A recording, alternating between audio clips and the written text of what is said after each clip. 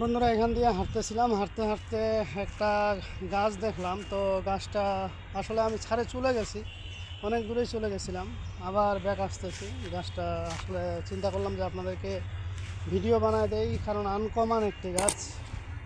আর সেই গাছগুলো সচরাচর পাওয়া যায় না, আপনারা যদি কোথাও পান তুলে রাখবেন, কাজে লাগবে। কোন গাছে তো এই যে ট্রেনের লোক দেখুন, একটা লোকের শেষ না ট্রেনের উপরে। তো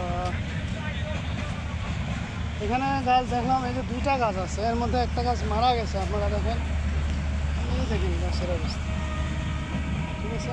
এই যে গাছটা এমনই হবে, ঠনঠনিয়া গাছ দেখেন, কোনো পাতা টাতা কিছু নেই। আপনাদেরকে পরিচয় কীভাবে করে দেবো আমি জানি না।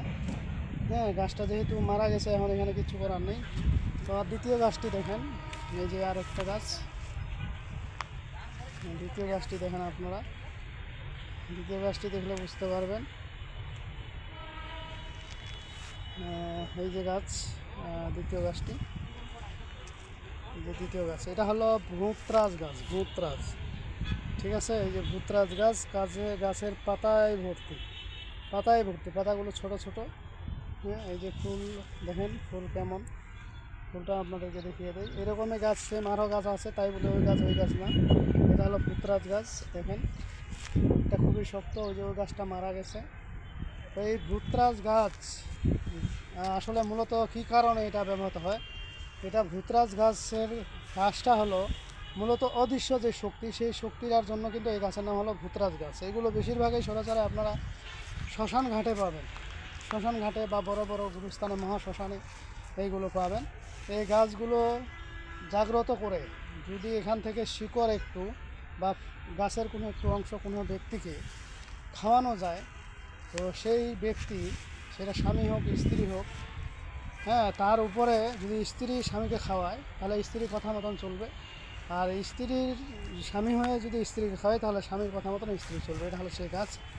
এখন এটা শুধু যে এটাই বৈশিষ্ট্য তা না, এটার মধ্যে আরও অনেক বৈশিষ্ট্য আছে। এটার মধ্যে আরও কিছু গাছ দিতে হয়, দিয়ে যদি খাওয়ানো যায়, তাহলে ওই ব্যক্তি দিনরাত 24 ঘন্টা আপনার এই গুণগান গাবে, আপনাকেই দেখবে, অন্য কাউকে দেখবে না, ঠিক আছে। এই গাছগুলো হলো এই বৈশিষ্ট্য। আর এটা দিয়ে যদি কেউ প্রক্রিয়া নষ্ট করতে চান, সেক্ষেত্রে এটার সাথে অরিজিনাল মধু আপনাকে সংগ্রহ করতে হবে, অরিজিনাল ছাড়া হবে না। তারপরে এই যে গাছটি দেখেন, এই গাছটি দেখেন,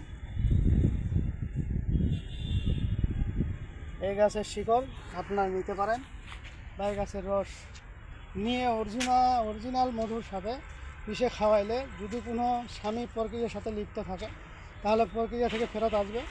আর যদি স্ত্রী থাকে, তাহলে স্ত্রীও প্রক্রিয়া থেকে ফেরত চলে আসবে। মোট কথা, এই গাছ খাওয়াইলে ওই ব্যক্তি আর প্রক্রিয়া করবে না, তোমার মেয়ের সাথেও মিলামিশা করবে না। এগুলো হলো চ্যালেঞ্জ কাজ, ওপেন চ্যালেঞ্জ কাজ। আপনারা করে দেখুন, দেখলে অবশ্যই গাছগুলো যদি খুঁজে কাজ করতে পারেন, আল্লাহর রহমতে অবশ্যই এই কাজ, আপনি যে পারিবারিক সমস্যার মধ্যে আছেন, যে কষ্টের মধ্যে আছেন, আপনার সংসার আছে, বাচ্চা আছে, দেখতে পারতেছে না, সেক্ষেত্রে আপনারা এটা করেন, ইনশাআল্লাহ কাজ হয়ে যাবে আস্তে আস্তে। তো যাই হোক বন্ধুরা, আজকে ভিডিও এই পর্যন্ত। ভিডিওটি যদি ভালো লেগে থাকে, অবশ্যই একটি লাইক দেবেন, বন্ধু বান্ধবের কাছে শেয়ার করে দেবেন। আর যারা এখন আমার চ্যানেলটি সাবস্ক্রাইব করেননি, তারা সাবস্ক্রাইব করে নেবেন এবং পাশে থাকা বেল আইকনে অল ক্লিক করবেন, যাতে ভিডিও ছাড়ার সঙ্গে সঙ্গে নোটিফিকেশন আপনার কাছে পৌঁছে যায়। আর যারা অলরেডি সাবস্ক্রাইব করে ফেলছেন, তাদেরকে অসংখ্য ধন্যবাদ।